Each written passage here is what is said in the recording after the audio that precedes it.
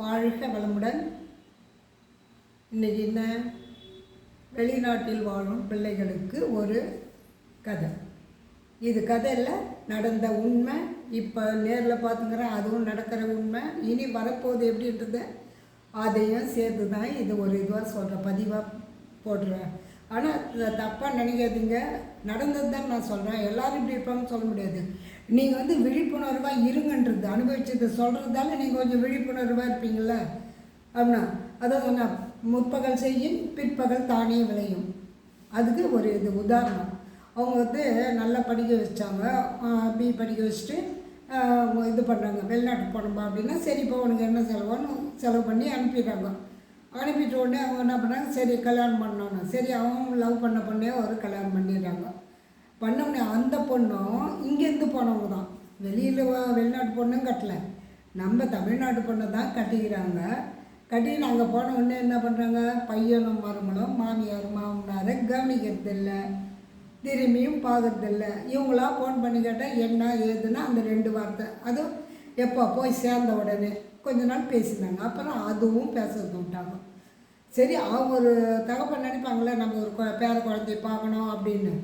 அவங்க என்னன்னா, இல்லைப்பா டைம் இல்லைன்னா. ஆனால் குழந்தைங்களுக்கு இப்போலேருந்தே தாத்தா யார் பாட்டி யாருன்றதை முதல் கட் பண்ணிடுறாங்க, தெரியக்கூடாதுன்னு. ஆனால் எந்த பாட்டி தாத்தா தெரியும்னு நினைக்கிறாங்க, மனைவியோட அம்மாவையும் அப்பாவையும் மட்டும்தான் அவங்க கவனிக்கிறாங்க. அப்போ அந்த பசங்க பெருசானா தாத்தானா யாருன்னா யார் சொல்லும், அம்மாவை சொல்லும். அதுவே அப்பாவோட அம்மா அப்பா யார்கிட்ட தெரியாதுன்னுது. அது மாதிரி இருக்கும்போது என்ன பண்ணுறாங்க, ஒரு பெரியவருக்கு கொஞ்சம் வயசாகிடுது. வயசாகணும் எல்லாருக்கும் ஒரு உடம்பு முடியாதவங்கள முடியாத போது பார்க்குறாங்க என்ன ஏதுன்ட்டு. இது மாதிரி ஹாஸ்பிட்டலில் சேர்த்து இந்த அளவு இருக்குதுப்பா அப்படின்னு பையனை வர சொல்கிறாங்க. அவங்க வராங்க, உடனே வராங்களா, இரு நம்ம டாக்டர் கேட்டுன்னு வரேன்னாங்க. சரி, அதையும் கேட்டுன்னு வந்தாங்களா. வந்தவங்க என்ன பண்ணான், அப்பா கூட 2 நிமிஷம் பேசணும்ல, பசங்களை இட்டுன்னு போய் காமிக்கணும்ல குழந்தைங்கள. அது வேணாம் அங்கே ரூமுக்கு போகாத, தாத்தாவுக்கு இதுவாகிடும், நீ எட்டு வந்துடுன்னு பிரிக்கும் போது அந்த வயசானவங்க எவ்வளோ கஷ்டமாக இருக்கும். அந்த தாத்தா கஷ்டமாக இருக்குமா இருக்காது. அதெல்லாம் தெரியாமல் இவங்க இஷ்டத்துக்கு இருந்து அவரும் இறந்துட்டார். இறந்த உடனே இவங்க வந்தாங்க, ஜாலியாக ஊரை சுற்றுது.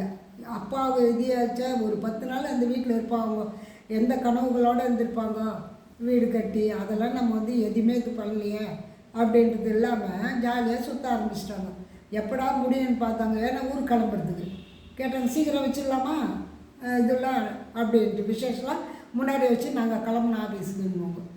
அப்படி சொல்லிவிட்டு என்ன பண்ணுறாங்க, மாமியார்கிட்ட போய் இருந்துடுறாங்க. அங்கே ஒரு வாரம் இருந்துட்டு அப்புறம் கிளம்புறாங்க. அப்போ அந்த பெத்த தாய் எப்படி இருக்கும், இல்லை அவங்க அப்பா அவர் தான் இறந்துட்டார், அந்த வீட்டில் யாராவது கூட இருப்பாங்களா, அவங்களாம் எவ்வளோ கஷ்டமாக இருக்கா. அதுக்கு தான் சொல்கிறேன், பிள்ளைங்களே நீங்கள் சம்பாதிக்கிறது பெருசு இல்லை.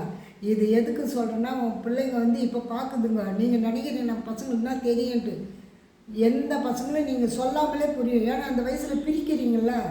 நாளைக்கு ஏற்கனவே ஒரு கதை சொல்லுவாங்கள்ல, எச்சத்தை கொடுங்க நீ வை, தாத்தா இறந்துட்டா நீ வயசானா உனக்கு அந்த தட்டில் போடுறேன்னு ஒரு குழந்தை சொல்லல. அதெல்லாம் அனுபவிச்சுட்டு தான் சொல்லியிருக்காங்க. அதனால சொல்கிறேன், நீங்கள் விழிப்புணர்வோடு இருங்க. தயவு செய்து ஒரு அப்பா அம்மா மட்டும் தனியாக விடாதீங்க. விடணும்னு நினச்சா ஃபோன் பண்ணி பேசுங்க, அப்பா வீடியோ காலில் பாருங்கப்பா. அவங்களுக்கு ஒரு ஃபோன் வாங்கி கொடுங்க. ஏங்க எவ்வளோ செலவு பண்ணீங்க, ஒரு அப்பா அம்மா ஒரு ஃபோன் வாங்கி கொடுத்து அம்மா எப்படிங்கிறாங்க, நீங்கள் சாப்பிட்டீங்களா, அந்த ஒரு வார்த்தையை அவங்களுக்கு நோயே வராது தெரியுமா. இது மாதிரி நான் நிறைய நடந்தவங்களை பார்த்தேன், அந்த ஏக்கத்திலே நோய் இறந்துட்டாங்க. இன்றைக்கி வானா வருமா, நீங்கள் உங்களுக்கும் வயதாகும். ஆனால் உங்களுக்கு அந்த நிலைமை வரக்கூடாதுன்னு தான் நான் விழிப்புணர்வோடு இருங்க. எல்லோரையும் அத்தை மாமா எல்லோரும் சொல்லி கொடுங்க உங்கள் பசங்களுக்கு. பின்னால் நீங்கள் தான் நினச்சிருப்போம், நம்ம இன்றைக்கி இருக்கும் நாளைக்கு இல்லை.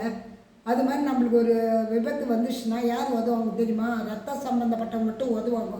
நீங்கள் நினைக்கலாம் அவங்களாம் உதவுவாங்களான்னு, கிடையவே கிடையாது. பிரபஞ்சம் பார்த்துட்டுருக்கோம், நீ என்ன பண்ணுறியோ உனக்கு ஏற்ற கூலி கொடுத்துரும். அவங்க அட்ஜஸ்ட் பண்ணால் கூட நீங்கள் நினைக்கிறது நான் இப்படி தான் இப்போ கடைசி வரைங்கிறது நினைக்காதீங்க. அதனால் முதல் சொந்தம் வேணும்னு நினைங்க.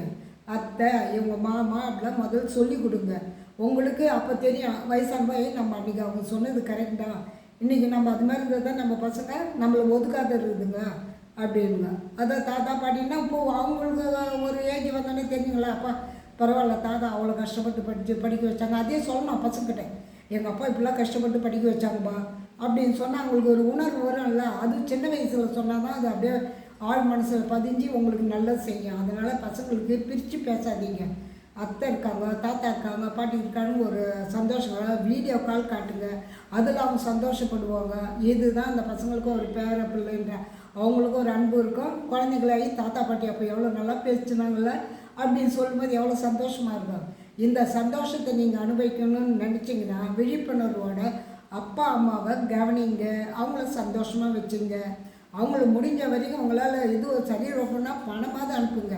அதில் அவங்களுக்கு பாதி சந்தோஷம் வரும். வாழ்க வளமுடன்.